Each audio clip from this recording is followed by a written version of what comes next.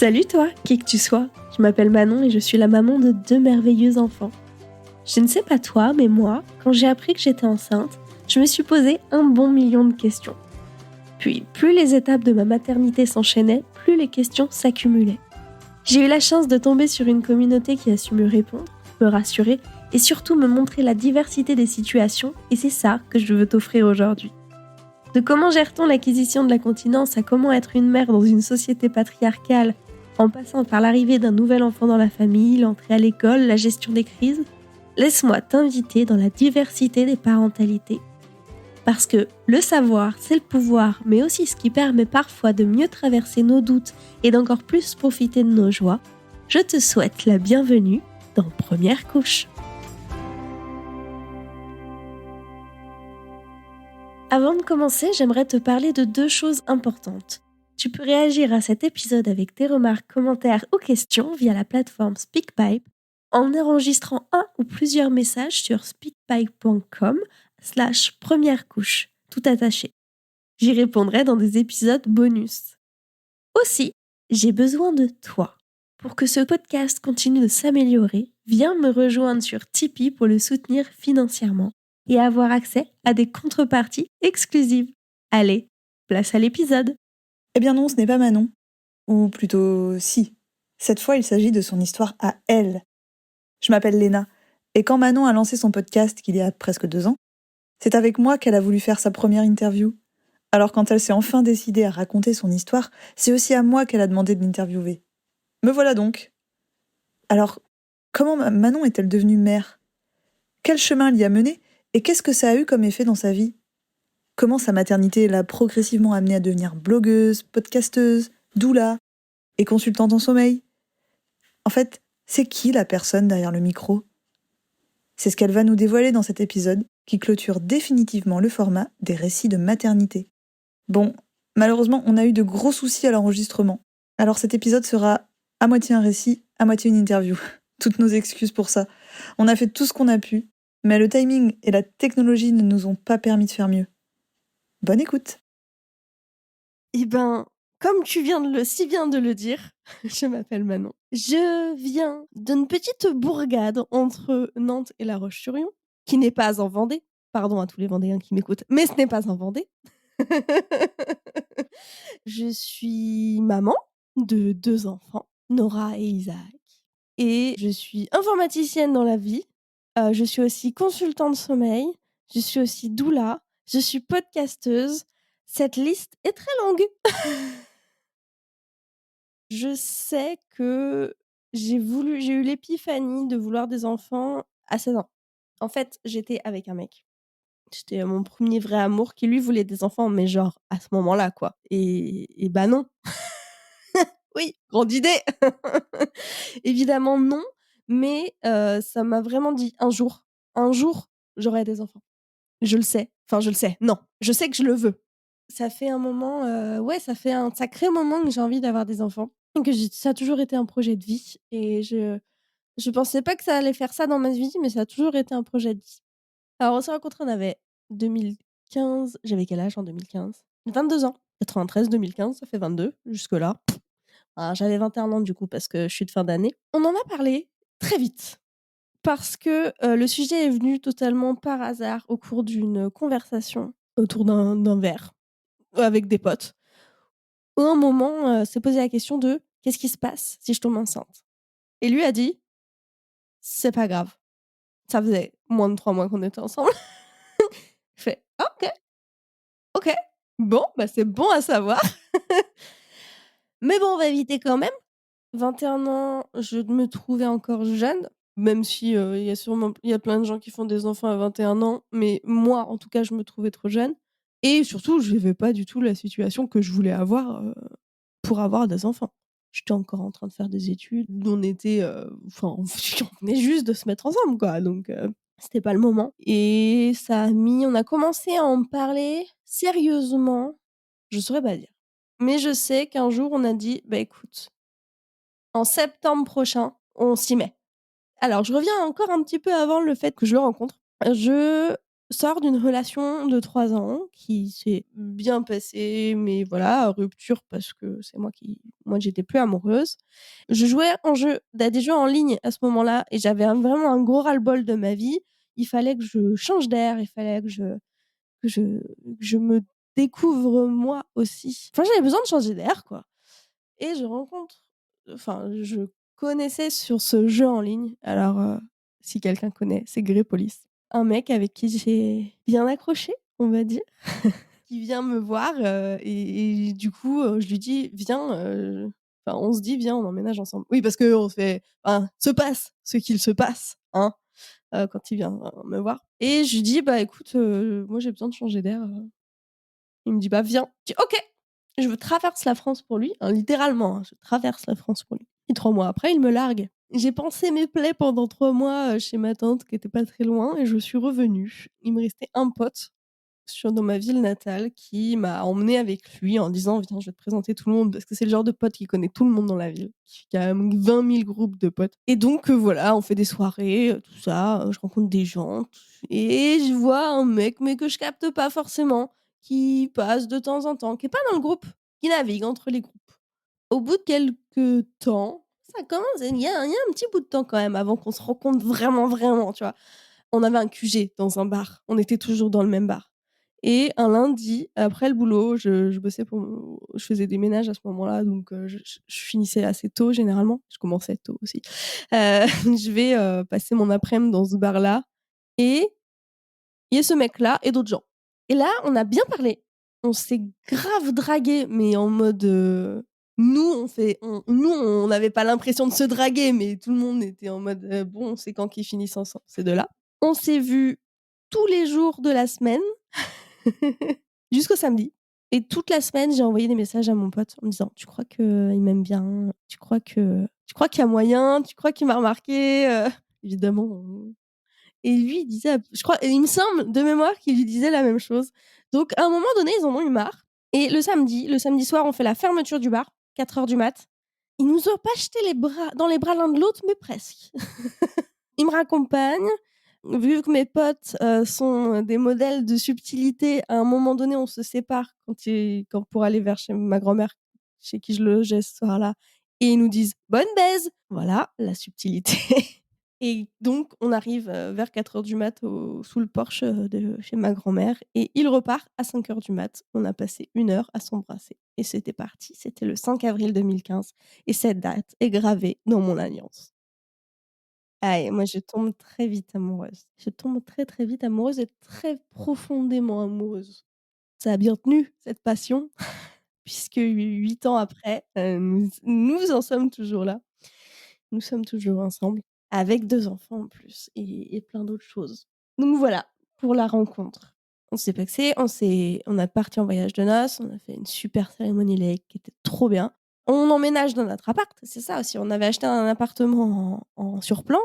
On emménage enfin dans notre appart après 3 mois de retard et on se dit: «Bah, on va attendre septembre pour être bien installés» et après on a dit: «Bon, bah, maintenant qu'on a décidé qu'on attendait septembre, on s'y met parce que, parce que moi j'ai pas envie d'attendre septembre. C'est trop long septembre». Et j'ai eu la chance de tomber enceinte, au 2e cycle. Et se passe un événement majeur dans ma vie, juste avant de tomber enceinte. J'ai besoin de parler de ces tests, de ces essais. J'ai ma cousine qui est enceinte, mais je ressens le besoin d'en parler, pas à ma famille. Je ressens vraiment le besoin de parler de ça, de m'ouvrir complètement sans les biais qu'on peut avoir avec sa famille. Pauline, si tu m'écoutes, ce n'est pas contre toi, vraiment.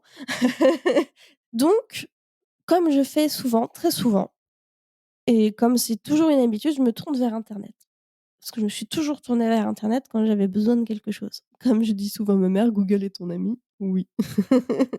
Donc je cherche et je tombe, mais par pur hasard, sur le forum Euroki qui n'existe plus aujourd'hui, qui appartenait au magazine Mademoiselle, qui avait donc un forum Mademoiselle de base, pour son lectorat de base et qui avait créé un forum Euroki pour la cible un peu plus «âgée» entre guillemets, plutôt, 25-35 quoi, des personnes et dans ce forum-là pardon, il y avait un forum parentalité avec, un CHAN, un sujet essai, un sujet grossesse. C'était les tout, tout débuts en plus, quand je suis arrivée. J'arrive là et je découvre, un forum avec plein de gens qui sont hyper, bienveillants envers les autres, qui sont hyper accueillants, qui racontent comment ça se passe pour eux et qui vont être vraiment à te rassurer, à te dire: «Bah, écoute, ça, c'est possible, ça». Ils sont très informés, c'est ça aussi. Ils sont très informés, ils sont très bienveillants, ils sont très rassurants et ils t'accompagnent vachement et là, j'ai dit: «Waouh!» Donc au début, je pose mes valises sur le topic d'essai parce que j'étais en essai, mais je vais sous-mariner le topic grossesse en disant: qu'est-ce qui se passe par là-bas? Parce que moi, j'ai bien hâte d'être là-bas». Je ne vais pas du tout sur le topic, des déjà parents parce que pour moi, c'est loin, mais c'est tellement loin, c'est tellement un autre, ouais, c'est un autre monde, quoi et effectivement, c'est un autre monde. Au début, je suis pas trop active, puis de plus en plus parce que, bah, tu commences à reconnaître deux trois noms et puis tu suis les gens et puis après, bah, j'y passais mes journées et ça a changé ma vie. Rocky, je le dis, Rocky a changé ma vie, ce forum a changé ma vie. Je serais pas la mère que je suis aujourd'hui. J'en serais pas là, clairement. Mentalement, j'en serais pas là. Professionnellement, j'en serais pas là vu que c'est une personne que j'ai rencontrée sur Rocky qui m'a fait avoir mon boulot actuel. Et ouais, je sais pas où j'en serais. Je dis pas que ça aurait été moins bien, hein, mais aujourd'hui, si j'ai beaucoup de choses que j'aime dans ma vie, c'est grâce à vous. Donc voilà, c'est important de le noter. J'ai ce forum et je discute et on m'accueille et je tombe enceinte. Et je suis quelqu'un de contrôle fric. Clairement. Ne n'y allons pas par 4 chemins. J'ai besoin de contrôler ce qui se passe dans ma vie. Encore plus à l'époque que maintenant et comme j'ai très, très envie de tomber enceinte, forcément je regarde tout ce qu'il faut pour tomber enceinte, je sais à la minute près. En plus, à l'époque, je suis réglée comme une horloge, hein. Limite, je peux dire à quand est-ce que sont mes règles à l'heure près et en plus, j'ai installé toutes les applis, qui te disent quand est-ce que tu vas avoir tes règles, j'ai renseigné tous mes symptômes, je sais quand j'ovule, je sais tout. Sauf que ce jour-là, je me réveille en me disant: «Faut que je fasse un test». J'avais pas tilté que c'était le jour de mes règles, mais il fallait absolument, c'était au fond de moi, fallait que je fasse un test. J'étais toute seule, mon mec était du matin à l'époque, il travaillait en 2-8. Donc j'étais toute seule. Je prends mon petit test que j'avais parce que forcément, j'avais la blinde de test chez moi. Je fais pipi sur mon petit test, je pose mon petit test face retournée parce que moi, il est hors de question que je passe 3 minutes à regarder le truc. Ces 3 minutes vont se transformer en 3 ans. Je vais faire autre chose, je reviens, je retourne le test et là, je vois la barre la moins foncée possible. Il y avait une barre, mais elle était tellement claire que j'étais là, avec mon test, à la lumière en train de jouer avec pour voir, bien la barre.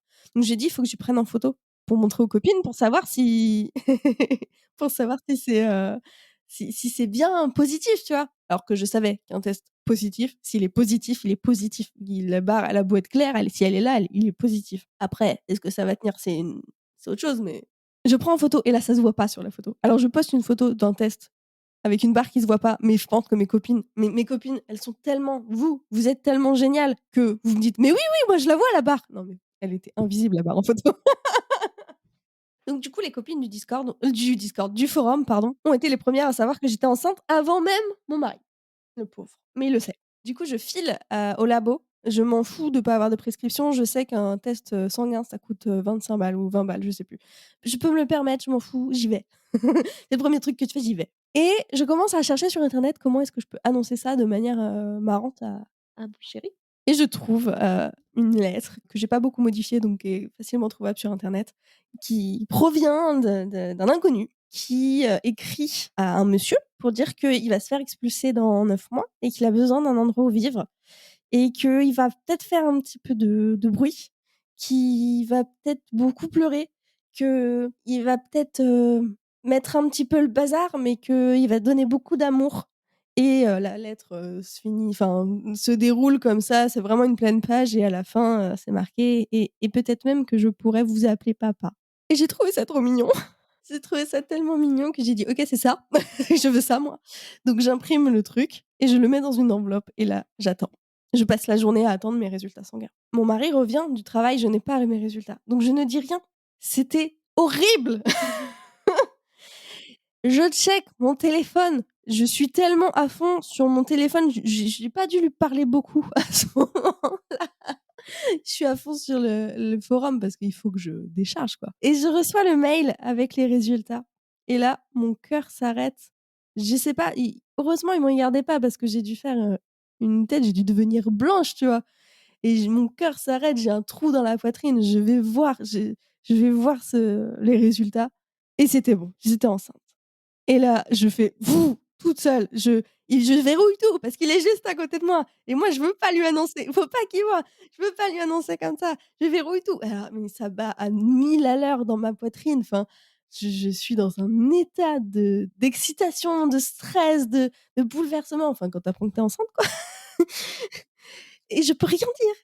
Et donc, je vais chercher ma lettre et je fais: «Tiens, j'ai trouvé ça dans la boîte aux lettres», mais en mode, mais cramé à 20 000. «Tiens, lis parce que c'est bizarre, moi j'ai pas trop compris», j'avais même pas mis de timbre sur l'enveloppe. Rien, il y avait rien, c'était à cramer à 20 000.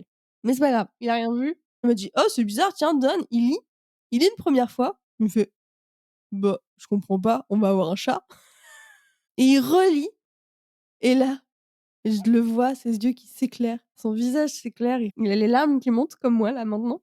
Il se retourne vers moi et me fait avec une toute petite voix: «C'est vrai?» Et là, et oui! Et là, bah, voilà, on est tous super émus, on se tombe dans les bras, on va avoir un bébé, quoi. Et voilà! Ouf! Ouh là, je pensais pas là. C'était un très, très bon moment. J'ai adoré ce moment et c'est comme ça que j'ai annoncé ma grossesse et il faut savoir que le soir même, je on avait ma mère à manger et je lui ai dit: «C'est mort, je peux pas ne pas lui dire». Donc on va en urgence acheter un doudou et j'annonce à ma mère comme ça que je suis enceinte avec un doudou et la réaction a été beaucoup moins émouvante. J'ai très très mal vécu sa réaction et ça a été une réaction d'incrédulité alors que ça faisait très longtemps qu'on lui commençait à la préparer en disant, bah, elle savait que c'était dans les tuyaux et c'était une réaction d'incrédulité énorme.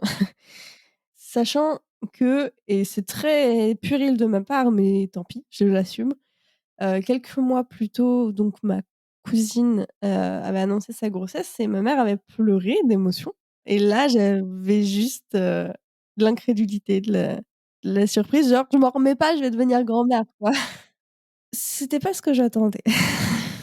J'aurais aimé de la joie. Il y a eu de la joie après, mais sur le moment, c'était de l'incrédulité. Il y a pas d'autre mot, je répète incrédulité depuis tout à l'heure, mais c'était ça. C'était dur pour moi. Ça a cassé un truc un peu. Ça a été le début d'une cassure dans la relation avec ma mère, qui a mis très longtemps à se reconstruire, qui va beaucoup mieux aujourd'hui. Mais en fait, je parle dans un de mes épisodes de podcast, il me semble. Je parle du rabattage de cartes de familiales. Quand tu es une enfant et que tu deviens maman ou que tu tombes enceinte, toutes les cartes se rabattent. Tu deviens mère, tes parents deviennent grands-parents, il y a une nouvelle génération qui arrive dans la famille, tes frères et sœurs vont, bref, voilà. Et bah, ce moment-là, il a été direct chez moi, avec ma mère en tout cas. Et c'était difficile à vivre, très difficile à vivre pour moi. Mais bon, voilà, ça s'est fait. Quelque temps plus tard, j'annonce à mon père en lui tendant le être grand-père pour les nuls. Et j'ai une relation un peu plus complexe avec mon père et il a été très heureux. Il a passé la soirée avec le sourire et en disant: «C'est pas vrai. Putain, c'est pas vrai». Toutes les 10 minutes, il disait: «J'y crois pas. C'est pas vrai. Oh la vache!» Mais incrédule aussi du coup, mais dans la joie. Elle est là la différence. Il est devenu un grand-père que je n'aurais jamais imaginé qu'il soit un grand-père comme ça et ça me rend très heureuse, vraiment très, très heureuse. Il est très content de voir mes enfants. On n'a pas encore eu l'occasion, qu'il les garde, mais ça va arriver. Il leur achète plein de choses, c'est un peu son langage de l'amour, donc c'était déjà le cas quand j'étais enfant, mais c'est un autre sujet. Il est ému avec eux, il les aime beaucoup et ma mère aussi les aime beaucoup, hein, vraiment, rien à voir. Mais là, je parle vraiment de mon père, c'est quand on connaît le background un peu compliqué qu'il a avec, la transmission des émotions, l'amour et tout, c'est très émouvant de voir ça. Donc voilà, les annonces se sont passées comme ça. Ma sœur a pleuré forcément. Je lui ai demandé, elle est barmaid ma sœur, donc j'ai été la voir, quand elle bossait. Je lui ai dit: «Est-ce que tu as un truc pour les femmes enceintes?» Elle est partie vers son comptoir, elle a pleuré, elle est revenue. Le petit truc à savoir, c'est que quand j'ai reçu ma mes résultats d'analyse de sang, j'étais à 18,8. Pour moi, c'était marqué au-dessus de 5 ou au-dessus de 7, je sais plus, c'est bon, c'est enceinte. Alors moi, j'en étais restée là. C'était pas beaucoup, mais je savais pas moi. Enfin, je savais pas que c'était vraiment pas beaucoup, pour le coup. Mais voilà, moi j'étais confiante, je savais que c'était possible, de faire une grossesse arrêtée, au début, mais j'y pensais comme je peux penser à un: «Oui, c'est possible que je meure un jour», tu vois? C'était pas prégnant, cette peur-là, et je prends rendez-vous avec ma médecin, la remplaçante de ma médecin traitant que j'aime beaucoup, que je vois régulièrement, qui est géniale, donc je lui dis: «Bah écoutez, je suis enceinte, j'aimerais bien qu'on en discute, quoi», et on y va. On a un double rendez-vous avec elle. Je suis rentrée heureuse d'être enceinte, hyper guillerette, hyper, vraiment, confiante en la vie, confiante en l'avenir. Je suis ressortie, j'étais persuadée que j'allais faire une fausse couche. Elle m'a redescendue grave. Je lui en veux énormément pour ça, parce qu'il y a des façons effectivement de dire que c'est possible. Elle a passé 1 heure, enfin 40 minutes, à me faire comprendre que, j'allais sûrement faire une fausse couche. Parce que j'avais 18. Oui. Elle me dit: «Alors il est combien votre taux?» Je lui dis: «Bah 18». Elle me fait: 18 000. «Non, 18». Et là, ah! Et ça commence direct. Et là, on parle de ce qui va se passer, mais à chaque fois qu'elle dit un truc: «Mais, vous emballez pas trop quand même, hein. Mais, vous savez, les fausses couches, c'est souvent, hein». C'était horrible. C'était 40 minutes horribles. Je suis ressortie, je crois que j'ai pleuré. Je suis ressortie, j'étais persuadée de faire une fausse couche. Et là, ça a été le début de l'angoisse. Je lui en veux énormément, je suis plus jamais retournée la voir. Elle me dit: «Ben, on se revoit pour le suivi quand vous aurez fait toutes vos prises de sang». J'ai dit: «Oui, oui». Je suis ressortie de là, j'ai dit à mon mec: plus jamais. C'est mort, c'est pas elle qui me suit». Alors que la grossesse s'est très bien passée. Effectivement, c'est possible de faire une grossesse arrêtée, mais c'est possible de faire une grossesse arrêtée aussi avec un gros taux. L'important, il faut le dire, c'est pas le taux, c'est le fait qu'il évolue. Et je refais une prise de sang 2 jours après, il avait, explosé le taux. Donc il y avait zéro raison de me faire baliser comme ça. Ça a été le début de l'anxiété. Je suis anxieuse de base.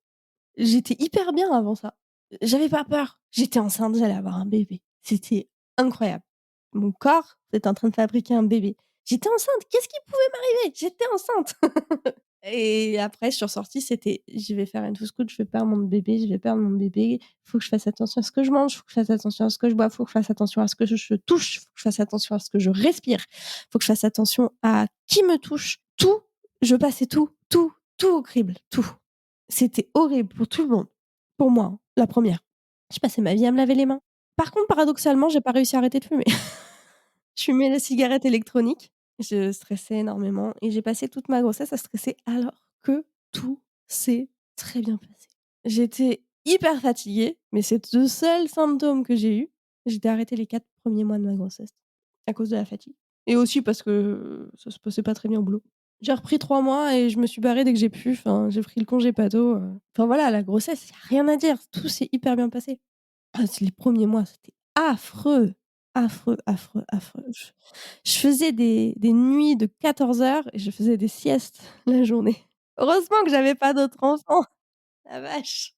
Ouais, j'étais hyper fatiguée. Ouais, mais c'est le seul symptôme que j'avais en début de grossesse. À la fin, forcément, tu as mal au ventre, tu as mal au dos. Moi, je fais pas partie de la team, fin de grossesse, tranquille en forme. Je fais partie de la team, j'ai pas les cheveux, qui sont super beaux, j'ai pas, je suis fatiguée, j'en ai marre, je me sens énorme et encore ça va, j'ai de la chance, je fais une fin de grossesse en hiver. Mes 2 grossesses ont fait des fins de grossesse en hiver et merci quoi. Parce que clairement, c'était horrible. Enfin, c'est horrible ce truc-là et je plains et je compatis toutes celles qui ont fini leur grossesse en canicule ou même ou juste en été. Donc la grossesse, rien à dire. Un petit truc à dire sur la grossesse quand même, c'est que j'aimais pas particulièrement ça. Je détestais pas ça, mais j'adorais pas ça. J'aimais bien les coups et puis c'est tout. Parce que, bah, j'étais très stressée donc je m'interdisais beaucoup de choses, j'angoissais sur beaucoup de choses donc par contre à côté de ça, j'étais sûre que mon bébé irait bien. J'étais hyper stressée de lui faire du mal, mais paradoxalement, je savais qu'il irait bien. Un jour, j'en ai marre, je me dis que je vais jamais accoucher forcément, hein, comme d'hab, comme beaucoup de monde et à 39+5, le 5 février 2020, 2:00 du matin, je me réveille pour faire pipi toutes les heures comme d'hab. Je fais pipi et il y a des grosses gouttes, mais qui sortent pas, de là où on fait pipi. Des gouttes claires. Il y a un couloir entre ma chambre et mes toilettes et c'était du lino et je vois des gouttes sur le lino. Mais des petites gouttes, rien de mais je me dis: «Mmh, c'est bizarre, c'est pas du pipi ça». Je sais que la grossesse ça fout le périnée en vrac, mais c'est pas du pipi ça. Donc je me dis: «Bon bah, j'ai fissuré. OK, bah, c'était pas mon scénario rêvé, mais j'ai fissuré. Voilà, c'est comme ça. Je vais réveiller mon» je m'étais couchée à minuit, hein, il est 2:00 du mat. Je vais réveiller mon chéri qui dormait et je lui dis: «Psst, chéri, j'ai fissuré, je crois que j'ai fissuré». Et là, il fait: «Hein? Hein?» et là, il se lève en mode: «OK, action!» et moi, qu'est-ce que je fais? Je sors de ma chambre, je me mets juste devant ma chambre, donc c'était dans le salon et là, vous voyez les Sims? Ben je fais pareil. Je panique en mode Sims. Je tourne sur moi-même avec les bras levés et je fais: «Ah!» je tourne sur moi-même. Je ne sais pas pourquoi j'ai fait ça, parce que j'étais même pas réellement en panique. J'avais besoin de faire ça. Quand j'y repense, c'est tellement drôle. J'aurais adoré me voir de l'extérieur. On avait fait une prépa, Bonaparte et une autre prépa avec une psy à côté pour, faire de l'aptonomie et c'était une prépa hyper complète, aptonomie et psy aussi. Donc et vraiment préparation parentalité et accouchement un peu plus poussé que la préparation avec une sage-femme. Et elle nous avait dit: «Avant de partir, vous mangez des pâtes parce qu'il va c'est un marathon, il va vous falloir de l'énergie, donc vous mangez des pâtes». OK. Donc moi j'appelle la la maternité, je leur fais: Je crois que j'ai fissuré. Bah, faut venir madame». «Bah, tout de suite, tout de suite». «Mais non, bah, vous pouvez finir votre valise, vous avez le temps, vous venez juste de fissurer». «Ah bah, je peux retourner me coucher». «Ah bah non, faut venir quand même madame». «Ah bon, d'accord». J'avais des petites contractions, mais qui faisaient pas mal, et puis, elles étaient tranquilles, larges, larges, larges. Ça commençait tout juste. Donc je mange mes pâtes à 3:00 du mat donc, enfin 2-3:00 du mat. Mes pâtes au gruyère et puis on y va et je m'étais c'est tout un film de ce départ en me disant: «Oh, je vais refermer la porte», en me disant: «Oh, c'est la dernière fois qu'on est 2, quand on reviendra, on sera 3». Pas du tout! Moi, j'étais en mode: «On y va là, on fait vite la voiture, vite, on y va, vite». Alors, souvenez-vous bien de ce vite. Ça a pas été vite. Donc on va, vraiment je perds pas grand chose, donc je mets une grosse serviette dans ma culotte. On prend un pantalon de jogging et on y va. J'ai un quart d'heure pour aller à la mater, enfin franchement tranquille quoi. Mais moi je suis en mode: «Vite, faut aller à la mater. Je vais accoucher là, je vais accoucher, on va avoir un bébé». Mais vite, j'ai trop hâte. J'arrive à la mater, je suis trempée. Mon pantalon de jogging est imbibé. Heureusement, j'avais mis une serviette. Mais en fait, je perdais du liquide, ah bah, là, si j'avais un doute sur le fait que j'avais fissuré, j'avais 0 doute, hein. Donc j'arrive, on fait le check, ouais, là, ça devient un petit peu plus flou, j'ai une photo, de nous en hyper heureux, mais un peu crevés parce qu'il est 4 ou 5:00 du mat quand même, donc on s'est couchés à minuit, enfin surtout moi, levé à 2:00, ça fait pas une grosse nuit, hein et on fait le monito, on arrive et là, bah, on nous met en salle de pré-travail, on attend, on attend. J'essaie de dormir, mais bon, j'ai des contractions toutes les 7 minutes qui sont pas douloureuses, enfin pas particulièrement douloureuses, mais elles sont là. C'est fatigant. Mais je suis fatiguée déjà, de base, je pars fatiguée. Et on attend. Et on attend comme ça pendant 20 heures. Oh, j'ai dû somnoler, 2-3 fois. Mais vraiment, c'est tout. Parce qu'en plus, dès que j'arrive à m'endormir, bah, il y a quelqu'un qui vient pour me faire un monito, pour manger. On se fait un indien le soir. On se commande un indien, mais le meilleur indien de toute ma vie. C'était trop bon. On s'est régalés. On était dans la chambre d'hôtel. On était dans la chambre d'hôtel, non mais sérieux, on était dans la chambre d'hôpital, mais on s'était commandé indien alors j'étais à l'hôtel et voilà et on attend et tu sais, au fil de la journée, je sens bien que les contractions, elles commencent à venir, mais c'est tout doux. Je suis pris en vrai, avec le recul, je suis pris mi-part, je fissure. C'est normal que ça mette du temps à s'installer. Le pré-travail, ça peut durer des jours. Mais j'aurais pu rester chez moi, mais parce que j'ai fissuré, protocole à ce moment-là, ça a changé depuis heureusement, C'est 18 heures post-fissure, on déclenche. 18 heures post-fissure. C'est que dalle pour lancer un accouchement et donc mes contractions, elles commencent à se sentir bien en fin de journée, mais c'est toutes les 7 minutes. Ça commence à bien contracter. Avec le recul, non, ça ne faisait pas mal. Non, non. Non, non, ça ne faisait pas mal. J'étais en mode: «Ah, je m'arrête quand même. Attends, je gère. Oh là là, je gère». Avec le recul, non, ça faisait pas mal, mais alors c'était tranquille. Donc et puis à un moment donné, on me fait: «Bah, faut déclencher madame». «Bah oui, je sais». J'avais bien compris que là, on est 20 heures post-fissure, il y a un moment, oui, je sais qu'on va me déclencher.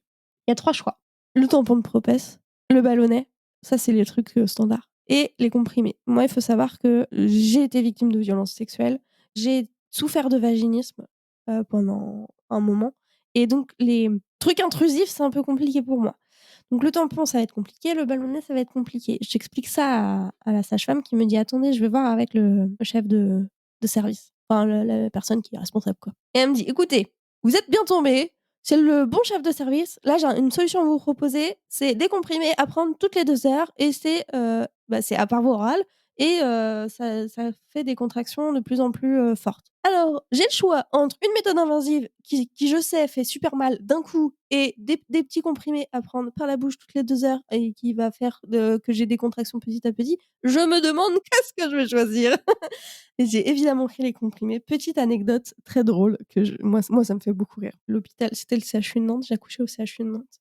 L'étage d'obstétrique est, à un étage haut et donc tu as une belle vue sur tout la ville de Nantes. Enfin moi, où j'étais, j'avais une belle vue sur toute la ville de Nantes. Il faut savoir que ma mère habite dans le centre-ville de Nantes. Donc arrive la nuit, bah, forcément au début je prends les comprimés, au début ça fait pas grand-chose, parce que ça met du temps à arriver et donc arrive la nuit, en février donc assez tôt et j'ai ma mère au téléphone et je lui fais: «Eh mais attends, je crois que je vois ton appart» et elle me fait: «Attends, j'allume et j'éteins la lumière pour voir si c'est bien le bon appart» et donc elle allume, elle éteint la lumière et je fais: «Mais oui, mais c'est ton appart!»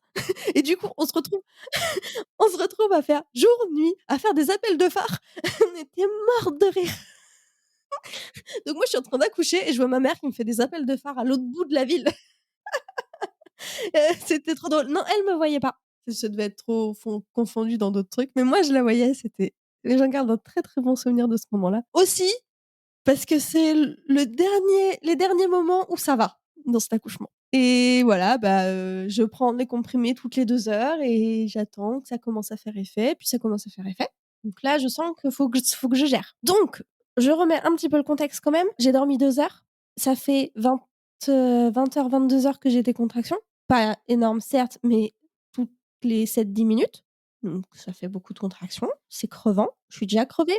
Ça commence à faire effet, donc il faut que je gère et alors gérer des contractions fatiguées, ça se gère, il y a plein de façons de gérer des contractions. Je suis la première à le dire, je suis la première à le savoir. Maintenant, gérer la douleur quand tu es fatigué, c'est compliqué et c'est souvent d'ailleurs ce qui est le plus compliqué pour une maman qui est en train d'accoucher, c'est le mental. Quand tu as envie je parle de quand tu as envie de gérer sans péridurale, hein, ou quand tu as pas la péridurale qui est dispo. Ouais, quand tu as pas le choix, c'est le mental. Parce que, les contractions deviennent plus fortes, certes, mais aussi toi, ta résistance, elle diminue. Alors moi, déjà, je partais avec une résistance, pas ouf. Donc j'ai géré les premières et j'ai très vite perdu pied. J'ai très, très vite perdu pied, alors que j'avais plein d'exercices à faire. Je connaissais plein de trucs, mais c'était trop compliqué, j'étais trop fatiguée.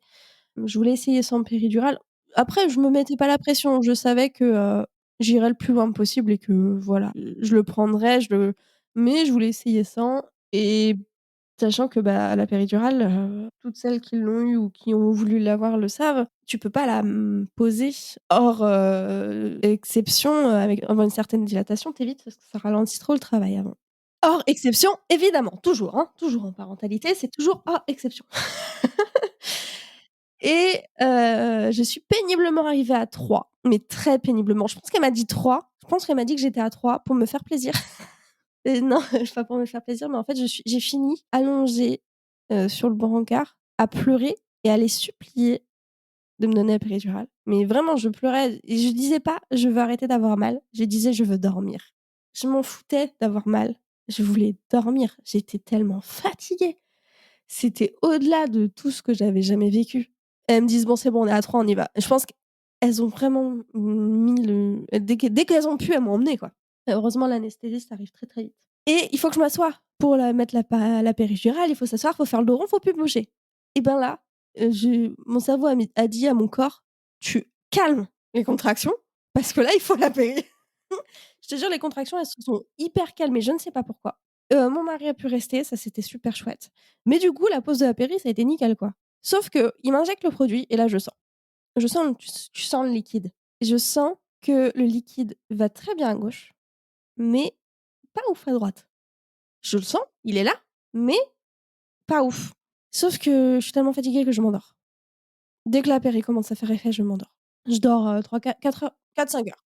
Ouais, je me requinque. Bah, il fallait. Il devait être 3-4 heures du mat et je me suis réveillée à 8 heures donc ouais 4-5 heures et là, je me réveille parce que j'ai mal. Sauf que moi, une fois que j'ai la péri, je me dis: «C'est bon, je vais plus avoir mal». OK, je prends la péri, j'ai été au plus loin que je pouvais pour gérer la douleur, c'est bon. Je devrais pas avoir mal là. C'est pas normal, j'ai mal et j'ai de plus en plus mal et j'ai de plus en plus mal. Ils essayent de me bouger, avec la gravité, de me mettre sur les côtés, sur l'autre côté, mais j'ai mal et j'ai de plus en plus mal et j'ai pas mal partout, j'ai mal à un point dans l'aine et en fait, il m'explique que c'est un point blanc. La péri a pas c'est la position du bébé, c'est horrible. Tu as des contractions d'intensité qu'on a, quand on a des contractions quand on est à 6-8, enfin voilà, juste dans un point et moi je finis par, à midi, je finis par, leur dire: «Mais vous pouvez pas me laisser comme ça». Je repleure, ouais, faites quelque chose, moi j'en peux plus. Ils me blindent de produits, enfin, ça marche pas, il y a rien qui marche. Je suis là, hein, je suis vraiment en mode: «Vous pouvez pas me laisser comme ça, c'est pas humain, enfin, vous êtes hyper cruel». C'est horrible de dire ça, hein, c'est pas de leur faute les pauvres, mais bon, moi j'étais dans le mal, j'en pouvais plus et donc le chef anesthésiste revient et me repose lui-même la péri et là, oh soulagement immédiat. Sauf que 2-3 heures plus tard, rebelote de l'autre côté, le point blanc. Mais c'était beaucoup plus gérable. Mais par contre, on me blinde tellement qu'à un moment donné, je peux plus rien bouger et là, on me dit, «On peut pas remettre de péri tant que vous bougez pas les pieds». Sauf que moi, j'ai mal, sauf que je peux pas bouger les pieds. Au 1er micro mouvement de mon orteil, je vous jure, j'ai rappuyé sur le truc. Je fais: «C'est bon, ça bouge, je remets» et au final, ben, c'est pareil, hein, on a attendu toute la journée, toute la journée, toute la journée et à 19:00, ma sage-femme qui m'avait suivie sur les 2 derniers mois, me dit, «Bon, bah, je m'en vais». Je fais: «Oh non, j'aurais bien aimé que ce soit elle qui m'accouche, enfin qui m'aide à accoucher, pardon» et non, bah, j'accouche, plus tard parce qu'on attend. Donc je suis arrivée à 3:00 du matin, 3-4 heures du matin, le 5 février. Nous sommes le 6 février, il est 19:00, j'en ai marre, ma sage-femme va partir et je ne suis toujours pas en train d'accoucher. Je suis à 10 et c'est long et j'ai mal et c'est long et j'ai mal. Fallait qu'elle descende. La descente, bah, je l'ai sentie, enfin je l'ai sentie, j'ai eu mal et à un moment j'ai plus eu mal parce que, bah, voilà, le plan blanc était passé donc j'ai plus eu mal et arrive le moment de la pousser et là, bah, en fait, j'avais tellement de péridurale que je sentais pas les contractions. Alors, je poussais pas trop mal, apparemment, donc ça va. Mais par contre, bah, je devais regarder le monito pour savoir quand pousser, quoi et surtout, mes contractions, elles étaient pas du tout, rapides. J'avais une contraction, on poussait à mort. Mon mari, il était en mode coach, hyper, à fond, tout le monde était à fond et la contraction passe, on se regarde dans le blanc des yeux en attendant la prochaine. Ça faisait 2 salles, 2 ambiances, c'était trop bizarre et surtout, je sens rien. Je sens rien. On me dit que mon bébé descend parce que, bah, c'est elle qui le voit. Alors tout le monde est très gentil, hein, mais je sens rien. Après, je suis concentrée sur mon effort, j'ai l'impression que mes yeux vont me sortir de la tête, je pousse, quoi et voilà et sort le bébé et sort ma fille et j'avais demandé à mon mari de pas regarder, mais il a pas pu s'en empêcher. Donc il a vu il a vu c'est pas grave avec le recul, je m'en fiche. Il a vu la sa fille sortir et quand il l'a vue sortir, il a dit et ça je m'en souviendrai toute ma vie, je pense. Il a fait: «Oh!» Juste ce «Oh!» c'est très émouvant comme souvenir et d'autant plus émouvant que c'est le dernier souvenir que j'ai. Je sais qu'après on me passe ma fille, que je lui dis des choses, que je le sais parce qu'on me l'a raconté. J'étais consciente, hein, je me suis pas évanouie, j'étais consciente, je lui dis je lui parle, j'ai dû lui dire: «Bienvenue», j'ai dû dire: «C'est ma fille», je sais plus exactement, mais j'étais tellement fatiguée et il y avait tellement d'émotions, de libération d'hormones, j'imagine, enfin, je n'ai plus de souvenir. C'est le dernier souvenir précis que j'ai, c'est mon mari en train de faire: «Oh!» et voilà, et ça a été très long à accepter, ça, pour moi. J'ai pas de souvenir de la première tétée de ma fille. Mes souvenirs reprennent quand ça se calme un peu, quand les gens s'en vont. Alors je sais que j'expulse le placenta, ils ont besoin de la ventouse pour la sortir, enfin, j'ai une déchirure, rien d'extraordinaire, rien de traumatique, en tout cas, et mes souvenirs reprennent quand tout le monde est parti et qu'on est dans les 2 heures de surveillance et que moi j'ai mon bébé dans les bras et je suis en train de m'endormir et qu'il y a personne pour prendre mon bébé.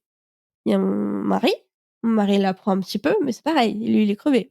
Pas autant que moi, on est bien d'accord, mais il reste crevé et lui, il s'endort d'un rien. Moi, il m'en faut beaucoup, mais lui, il s'endort d'un rien. Donc moi, je prends mon bébé et puis avec ma fille, j'étais maman louve. C'était mon bébé, j'avais beaucoup de mal à la laisser à son père. Il faut que je trouve un moyen de me maintenir réveillée, donc j'appelle nos mères pour leur présenter le bébé. Je regrette pas de l'avoir fait parce que ça m'a maintenue éveillée, mais ça nous a carrément cassé notre 1er temps à 3. Mais voilà, c'est le seul les souvenirs qui reviennent, c'est ça. Moi en train d'essayer de pas m'endormir, mais de me sentir m'endormir avec mon bébé tout neuf dans les bras qui va s'étouffer, dans mon sein parce qu'évidemment à partir du moment où elle est née, je n'ai eu plus qu'une peur, c'est qu'elle meure. Moi, je l'ai aimée tout de suite, Nora. Mais je l'aimais déjà avant. J'ai pas eu la vague d'amour. Je l'ai aimée au test positif. Je saurais pas expliquer pourquoi, je saurais pas expliquer comment, mais et j'ai pas eu de problème à connecter le bébé de mon ventre et le bébé dehors. C'était ma fille, c'était elle. Il y avait pas de souci. Mais voilà, je pense que ça s'explique pas de toute façon. Ces trucs-là, ça s'explique pas. Pourquoi certaines personnes, font le lien tout de suite? Pourquoi certaines personnes font le lien qu'à la naissance? Pourquoi pas certaines personnes font le lien que 3 ans après la naissance? Ça s'explique pas, enfin, si, il y a des choses qui expliquent pour certaines personnes, mais il y a des parts il y a je pense qu'il y a une part qui s'explique pas.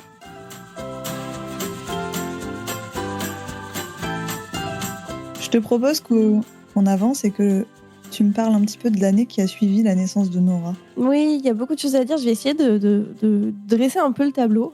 Déjà, après la naissance de Nora en février 2020, je pense que je vais étonner personne si je parle du Covid. On se retrouve tous confinés à Nora à 1 mois de vie. Moi, je suis extrêmement stressée parce que mon stress de grossesse n'est pas parti, évidemment, hein. Je suis dans ma bulle. Mon mari, travaille énormément parce qu'il est personnel, indispensable et il accepte des heures sup, des heures sup, des heures sup parce que, il veut qu'on ait assez d'argent, il veut faire les choses bien, tu vois? Et Covid, je suis extrêmement flippée, je le mets en barrière. Il a pas le droit de nous dire bonjour tant qu'il a pas pris de douche en rentrant. Il a le droit de toucher aucune, poignée avec ses mains. C'est horrible. J'en suis pas à désinfecter les courses, mais presque. 1er confinement, tout début, enfin, il y avait beaucoup de: «Mais on va tous crever, en fait». Oui, je me rappelle très, très bien. Moi aussi, j'étais pas bien dans cette période. Donc voilà, il y a ça. Il y a le postpartum, qui est quand même une période compliquée. Il y a le fait qu'il a pas réussi à prendre sa place. Certains diront que je n'ai pas réussi à lui laisser sa place. C'est vrai aussi. Je pense que là-dessus, nous 2 avons des choses à revoir sur notre copie et en fait, voilà, c'est tout un tableau de stress, d'angoisse, qui nous a fait un petit peu péter un plomb et prendre des décisions très mauvaises, très, très mauvaises. Je vais pas rentrer dans les détails parce que c'est pas le sujet du podcast.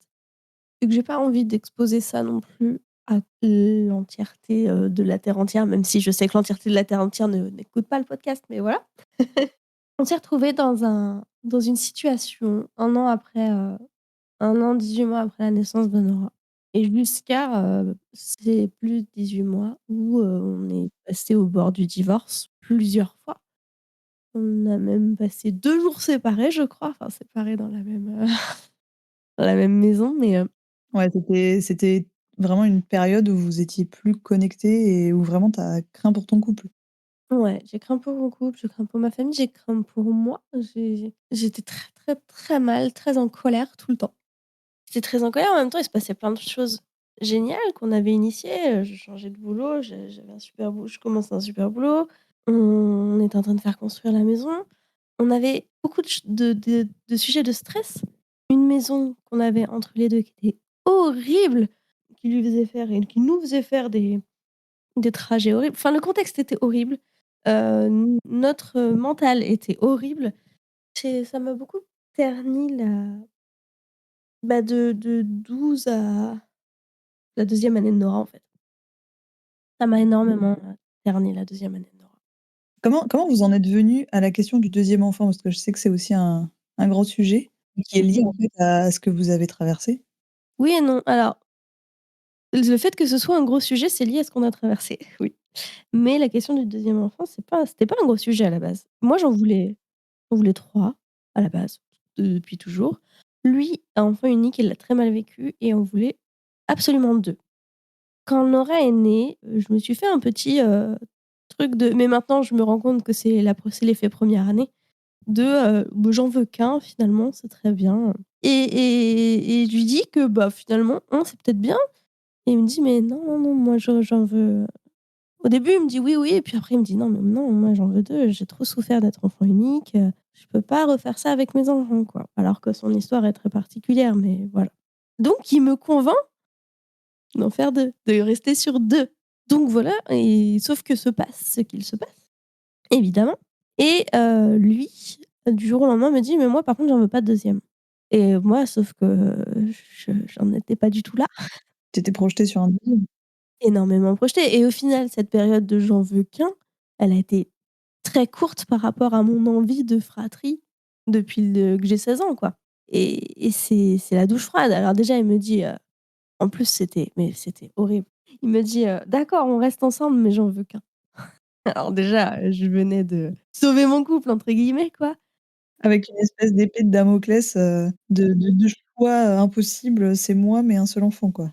C'est exactement ça, et c'était très compliqué. Compliqué par le fait que j'ai fait coup sur coup, et je pense coup sur coup sur coup, mais la troisième n'est pas confirmée, 2 grossesses, heu, chimiques.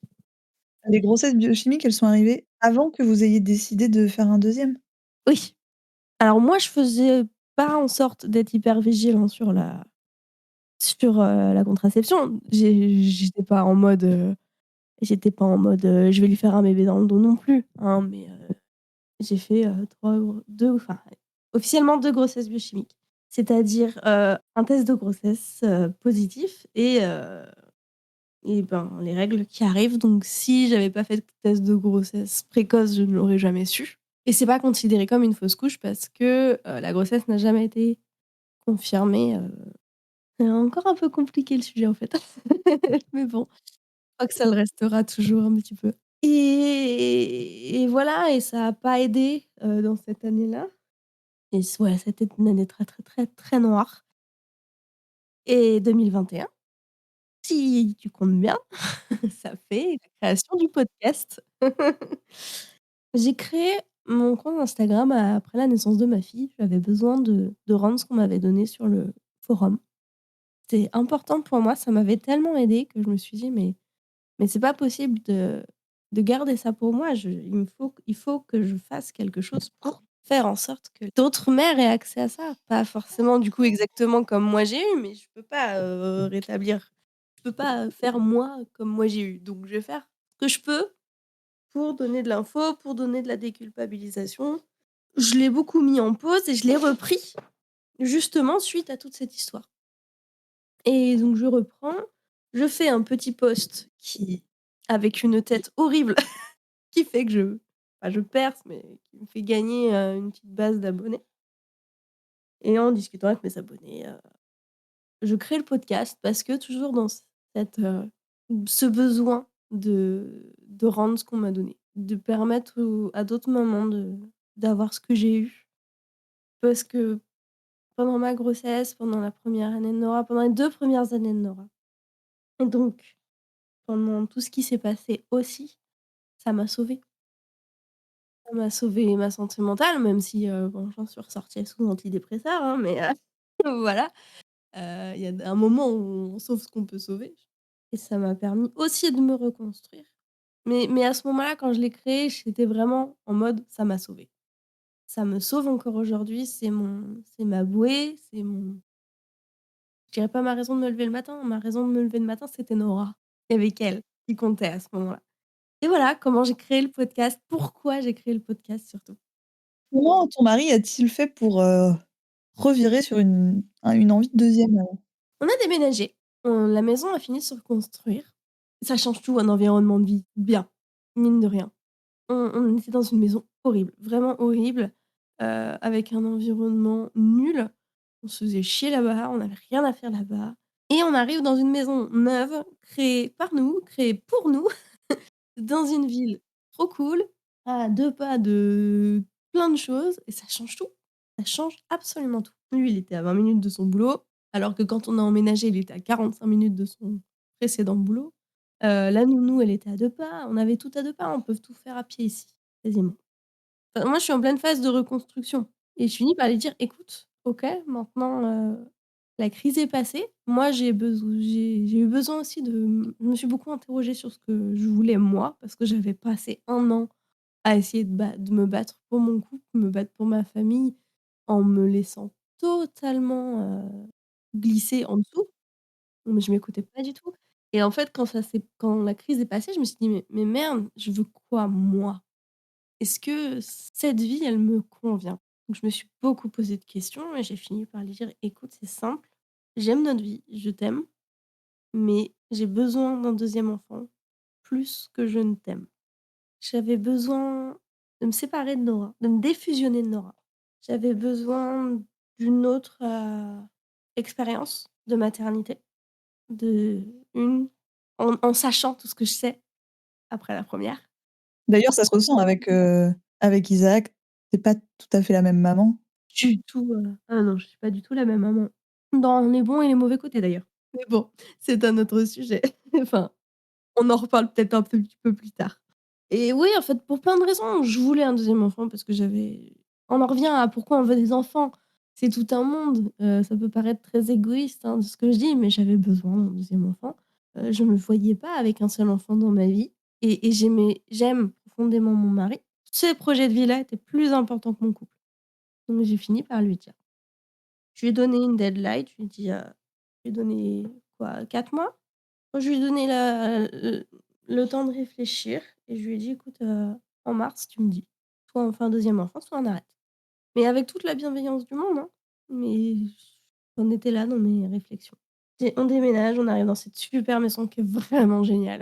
On adore.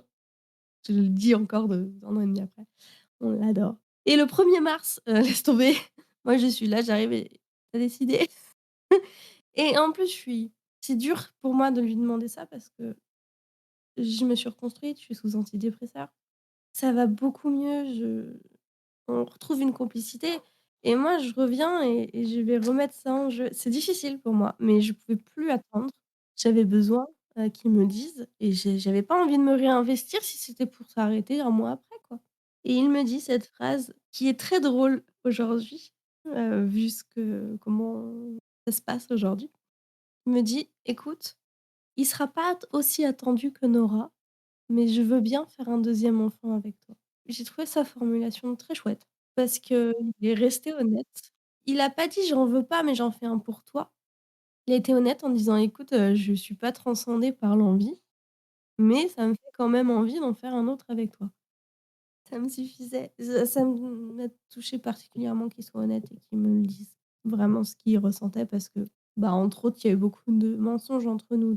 Donc j'ai respiré à partir de ce moment-là et du coup, on s'est dit: «Bah, on se lance, en septembre» et du coup, en juin, j'étais enceinte et pareil, ouais, 2e cycle, je tombe enceinte où on essaye vraiment. J'y croyais pas. Là, c'est pas comme avec Noah, hein. Je mets le truc dans le verre de pipi, il brille, il s'illumine de 1000 feux. Illumine. Le truc, c'est limite s'il y a pas des pancartes clignotantes autour qui dit: «Tu es bien enceinte, tu es bien enceinte, c'est Enceinte, bon, ça enceinte, marche, alerte rouge!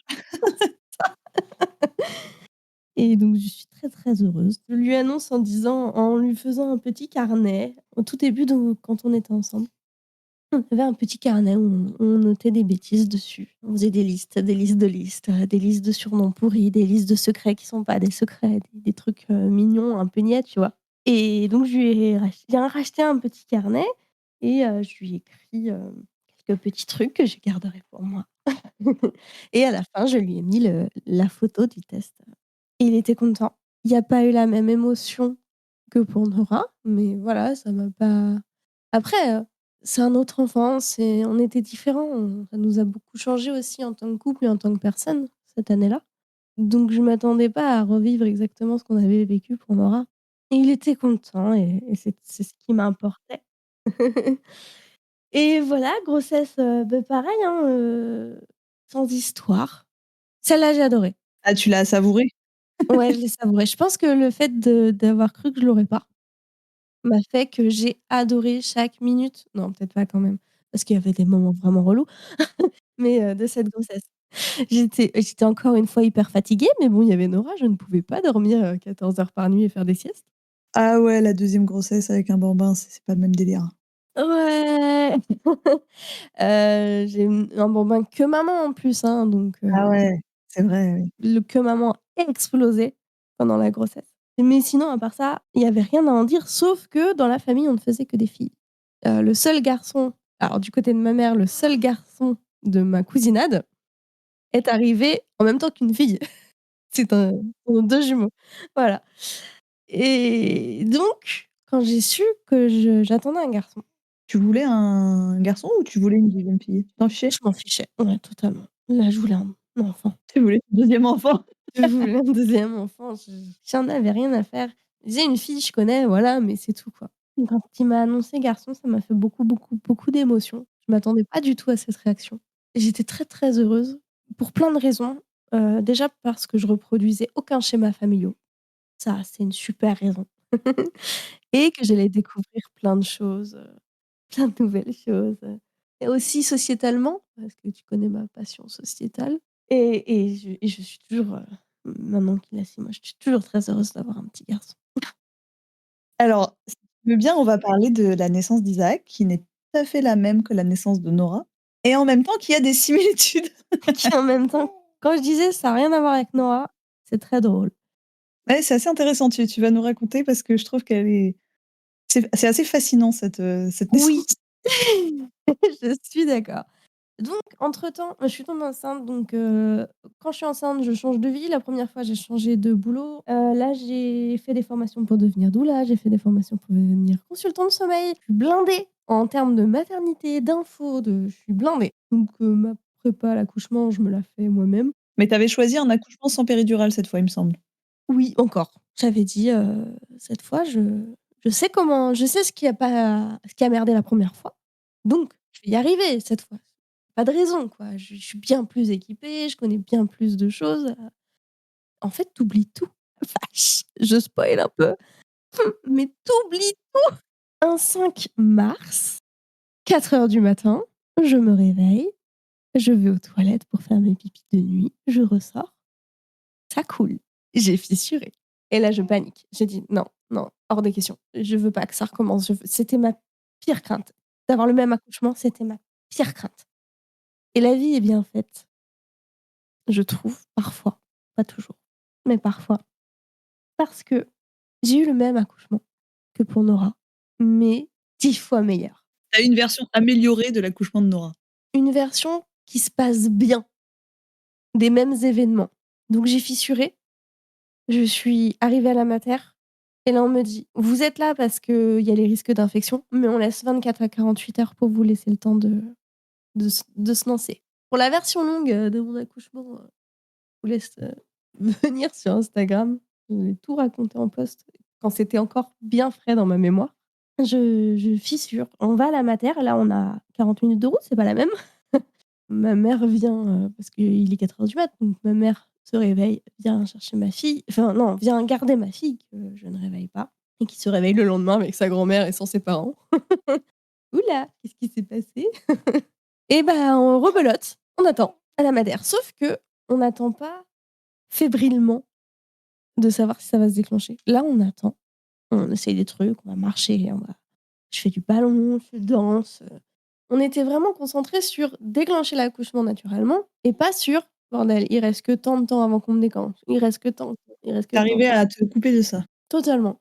Mais parce que aussi, incroyable chose, on avait une femme, une sage-femme. et ça, c'est extraordinaire. Ah, tu n'en avais pas pour Nora? Non, pour Nora, bah, les sages-femmes passaient quand elles pouvaient et c'était un peu plus compliqué, quoi. Tu avais changé de maternité? Oui, tout à fait.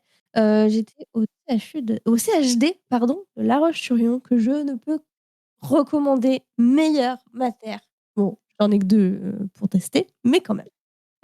Une femme, une sage-femme, ça franchement, Anna Roy le dit et le redit, mais je suis d'accord avec elle, mais en même temps, on peut être d'accord avec elle. Avoir quelqu'un qui te suit, qui est pas forcément là tout le temps, hein, mais qui te suit et qui est là dès que tu en as besoin, ça change beaucoup, beaucoup, beaucoup de choses. Bon, le fait est que ça se déclenche pas.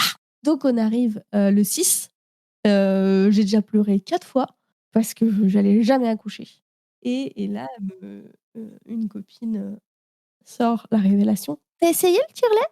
«Non, je n'ai pas essayé le tire-lait pour déclencher». Alors il faut savoir que je suis sous paroxétine, c'est un antidépresseur qui a comme effet secondaire de je l'ai su qu'après, de booster la prolactine et il faut savoir que quand j'ai tiré la première fois, j'y croyais pas, j'ai tiré plus de 30 ou 40 millilitres de colostrum avant d'accoucher. En même temps, j'ai commencé à fuir, très tôt, Oui et puis c'était ton 2e allaitement et puis tu as allaité Nora 11 mois, c'est ça? oui, c'est ça, 11 mois. Oui, donc ton corps il hop, il s'est rappelé. Ouais, je pense que les sans AD, ça aurait peut-être été un petit peu moins j'aurais peut-être eu le même allaitement que pour Nora, qui s'était très bien passé au demeurant, hein, à part un petit problème de frein de langue, mais bon, bref. Oui, mais ça avait été réglé assez rapidement. Ouais, 4 mois quand même, hein. Ah 4 mois, il me semblait que ça avait été que ça. Ouais, ouais, 4 mois. C'était long parce que ça faisait mal. Je prends le tire-lait, je tire et alors ça a été mais immédiat. Je suis passée de une contraction douloureuse toutes les heures à une contraction d'entre 30 secondes et 1 minute toutes les 2 ou 3 minutes. En fait, il manquait pas grand chose. Le tire-lait a lancé le pas grand chose et là, j'ai fait ça a été très vite. En fait, ça a été trop vite. Ça a été tellement vite que c'était très fort. J'avais des grosses contractions et j'ai géré jusqu'à ce que j'ai plus rien géré. J'ai fait une phase de désespérance à 5 de dilatation. J'ai dit tous les trucs, qu'on dit dans les phases de désespérance. Je veux plus accoucher, je veux rentrer chez moi, de toute façon c'est mort, je vais mourir, je veux mourir, shootez-moi, droguez-moi, j'ai tout fait. J'ai demandé la péridurale parce que c'était pas possible et j'ai hurlé sur les mecs qui sont venus me poser la péridurale. Alors déjà parce qu'il a fallu que encore une fois je ne bouge plus. Sauf que là, les contractions, elles ont pas dit: «Tiens, on va lui la laisser tranquille». Elles ont dit: «Non, mais on va continuer, nous on est lancés, hein» et je crois que c'était la pire douleur de toute ma vie et je n'ai tenu que parce que mon mari me regardait dans les yeux très intensément et ça a été mon phare dans la douleur et je crois que je lui ai bousillé les mains. Mais j'ai pas bougé. Ils m'ont posé la péri et après je les ai engueulés parce que la péri, elle marchait pas. Je savais, hein, qu'il y avait une demi-heure de latence, mais je m'en fous. Péridurale encore asymétrique, encore ce point blanc et la péridurale était bien mieux dosée. Donc j'ai eu ce point blanc, mais je pouvais bouger déjà. Incroyable, chose incroyable, j'ai fait des positions sous péridurale, sur le ballon, j'avais une sage-femme extraordinaire, géniale, que encore une fois, je n'ai pas pu avoir pour mon accouchement parce que changement de Parce que garde. tu es arrivée au changement de garde. Ah, C'est ça. Pareil, hein, ça a commencé à 4:00 du matin, ça s'est fini à 21:00, 45, 15. Zut! Oh, je suis capable de te dire exactement l'heure à laquelle j'ai accouché pour Nora, mais là, j'ai un doute, pour Isaac. en tout cas plus de 12 heures. Ah bah oui, mais on est revenu sur le 43:30 presque. Non, c'était 41:00 et des poussières. Et en fait, sauf que là, je l'ai super bien vécu. J'avais mal, mais en fait, j'avais juste assez mal pour pouvoir bien diriger mes poussées ou mes non-poussées. Tu sentais les contractions. Je sentais les contractions, putain, ça change tout, c'est génial. J'ai senti à peu près mon bébé descendre. Je l'ai senti passer. Ah oui, je te jure que je l'ai bien senti passer. Nora, j'avais rien senti. Ah mais Isaac, ah la vache! Ah, j'ai pas eu le cercle de feu dans la douleur parce que j'avais pas mal, mais la pression, j'étais en train de dire: «Ah, faut qu'il sorte, faut qu'il sorte, faut qu'il sorte, faut qu'il sorte». J'en pouvais plus, c'était horrible et là, je me souviens. Là, tu te souviens de tout? On a plus documenté en photo, ça aide aussi à garder les souvenirs. Je me souviens que je lui ai dit que c'était mon bébé, que c'était mon Isaac, mon petit garçon et qu'il avait une super grande sœur. s'appelait Nora et pareil, hein, je l'ai aimé dès le test positif et c'était lui, c'était Ouais, tu l'as reconnu tout de suite. ouais, je l'ai reconnu tout de suite. Moi qui me demandais ce que ça allait faire d'avoir un garçon, on s'en foutait, en fait. Et écoute, il dort pas. Alors pour une consultante sommeil, pas c'est pas mal, c'est assez paradoxal, Il est petit encore, non? mais il est petit, on fait ce qu'il faut pour et jusqu'à présent aussi, ça m'allait très bien. Là, je commence à en avoir un petit peu marre et je suis dans une maternité tellement apaisée et son père le kiffe à mort. Ah! Comme quoi. Il est gaga et déjà, il était gaga avec Nora. Alors il se laisse mener par le bousinet par sa fille, mais ça va être pareil avec son fils.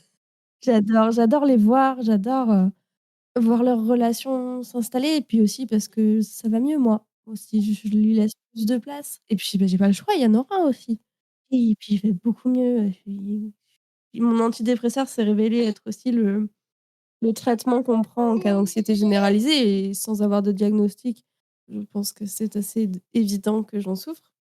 Même ça, ça va mieux.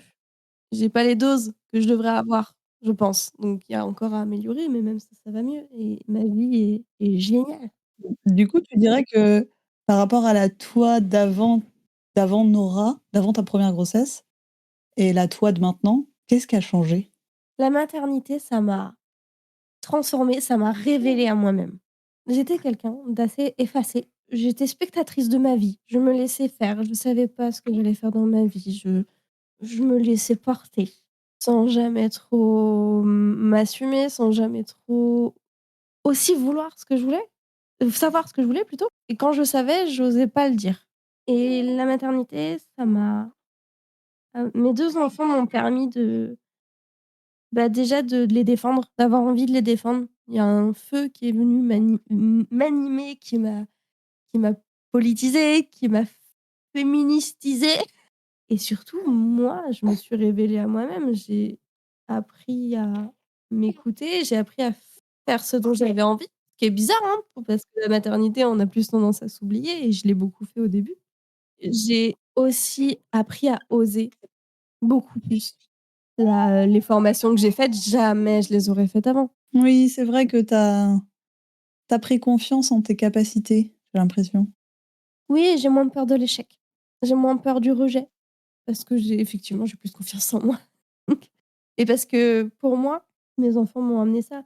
Ils sont l'innocence même et il y a que moi pour les descendre, enfin et leur père, hein, on est d'accord et leur famille et tout ça, mais il y a quand même que moi pour les défendre parce que c'est moi leur maman. Mais je vois très bien ce que tu veux dire. C'est comme ça que je le ressens en tout cas. Je sais que tout le monde ne comprend pas le terme de matrescence, mais moi je le comprends parce que c'est vraiment ce que j'ai vécu. Je suis née en même temps que mes enfants. La vraie version de moi née en même temps que mes enfants. C'est magnifique, ce que tu dis. Ouais, je trouve. Je trouve aussi et j'adore. Et je vais terminer sur ta question rituelle, puisque j'ai commencé avec ta question rituelle, je termine avec ta question rituelle. Si tu devais changer une une seule chose, Manon, dans ce monde, qu'est-ce que ce serait? Je dirais bien, le patriarcat pour boucler la boucle.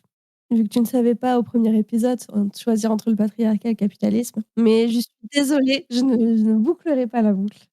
Et je te dirais que j'aimerais que les gens je sais que cette réponse a été faite, mais c'est vraiment celle-là qui me convient le plus. J'aimerais que les gens développent leur empathie. J'aimerais que tout le monde apprenne l'empathie. Si tout le monde était un minimum empathe, ben, il y a plein de choses qui n'existeraient pas. Déjà la droite n'existerait pas. Ah, si seulement c'était si simple.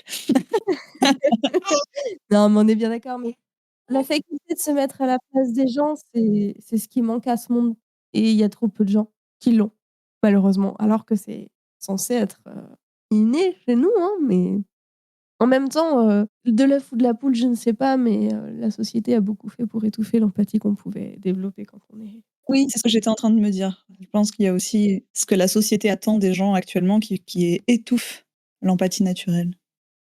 donc qui de l'œuf ou de la poule, je ne sais pas, mais en tout cas, ce serait ça ma réponse, l'empathie. Eh bien, écoute, je suis ravie d'avoir eu cet entretien avec toi, même si c'était une expérience, très étrange pour moi. Pour moi aussi, je te rassure, c'est très bizarre, je préfère être de l'autre côté. Ouais, bah, écoute, moi aussi, je crois. Merci en tout cas d'avoir accepté de m'interviewer. Eh bah, écoute, vraiment, c'était très, très intéressant et je te dis à bientôt, Manon, sur ton podcast. À bientôt Léna et en plus, à très bientôt. Allez, je reprends la main quand même. Après presque 2 ans à recevoir des messages réguliers pour savoir quand est-ce que je ferai mon épisode, voilà qui est chose faite. C'est un sacré exercice. J'avais beau le savoir en théorie, la pratique n'en est pas moins une découverte. J'en profite donc pour redire un immense merci à toutes et tous les invités que j'ai pu avoir jusqu'ici. C'est ainsi que se termine officiellement le format des récits de maternité. Un immense merci, encore une fois, à tous ceux qui ont été là ces 2 dernières années, invités comme auditeuristes. Je vous suis profondément reconnaissante pour cette expérience. J'espère très très fortement que la nouvelle version du podcast va vous plaire parce que moi, je l'adore. On se retrouve dès la semaine prochaine pour la sortie du tout premier épisode. En attendant, retrouve-moi sur mon Instagram Première Couche pour discuter de cet épisode. Et si tu veux m'aider à développer ce podcast, tu peux faire un don mensuel ou ponctuel sur Tipeee, laisser 5 étoiles sur Spotify et Apple Podcast, ainsi qu'un commentaire. Et surtout, tu peux partager cet épisode autour de toi pour que, peut-être, il puisse aider une personne de plus. Sur ce, à très vite!